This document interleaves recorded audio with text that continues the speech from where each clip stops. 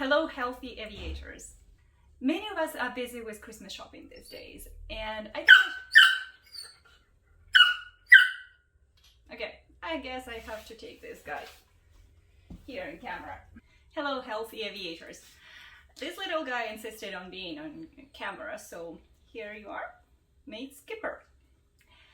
Many of us are busy with Christmas shopping these days, and in today's episode I wanted to share a few ideas and experiences that I had with different fitness trackers. Traveling around the world, or even locally, if you're a frequent flyer or if you're an aviation professional, in that lifestyle can be pretty difficult to keep track of your activities, let alone reaching any fitness goals. So I have been using fitness trackers over the years and it helped me greatly. So in this episode, I'm just sharing some of the experiences I've had. Just a disclaimer, I'm not sponsored by any of the brands I'm going to mention. I'm not getting any commission, so it's purely my experiences and my opinions from using these products, pretty much all of them over the last few years.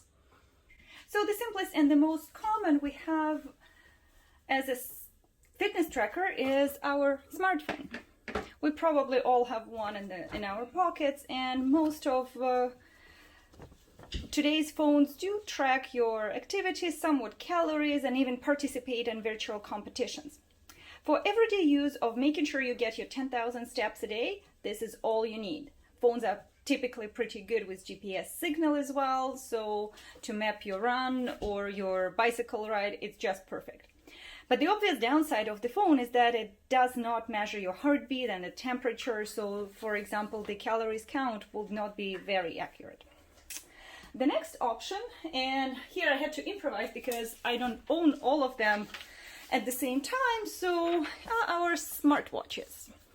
There are smartwatches that are Android or Apple Watch, and there's a variety of them. They measure pretty much all the same as your phone does, plus the heartbeat and sometimes even a few other features. So this is great for the everyday use, combining with calling and texting features when you don't need to dive into your training too deeply into your training statistics. For those who do want to dive into training statistics deeply, there are two ways to go, in my opinion. So one would be a Garmin watch. So there is a picture of one here. I used to use one a few years ago.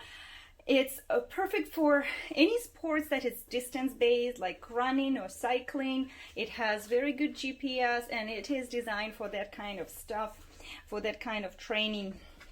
But the downside of it is that it does not offer awful lot of activity types. It's more distance-oriented. And that's why it's different from the other option for fitness-specific companies is a Fitbit. Here's one that I've been using recently. You can see you can even have some fancy bracelets replaced for it. It offers you all sorts of training, anything from swimming and biking to Pilates, yoga, CrossFit, everything in between. So the GPS is probably not the greatest in Fitbits, especially for the battery life. But the variety, if you're doing non-running or non-distance training, this one is doing the job. And finally, this is my favorite. This is an Oura ring. And this is my fitness tracker favorite right now. I'm using it on the ice for the reason that I cannot be wearing bracelets or anything else on my wrists when I am training on the ice. So as you can see, compared to even obviously the phone, but even Fitbit, it's much smaller, it's lighter. It's also very accurate, and it measures not only your heartbeat, but also the body temperature.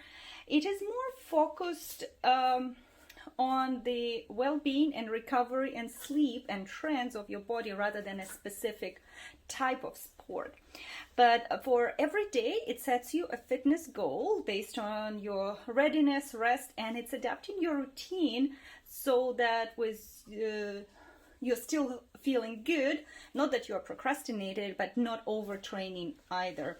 So it helps you to keep that balance, and it's a very elegant way of wearing a fitness tracker both for male and female athletes. So I'm loving it. That's what I'm currently using. So here are a few options. Hopefully I gave you some ideas for keeping track of your fitness activities and maybe even some gifts for your loved ones. Merry Christmas, stay healthy, and talk to you soon.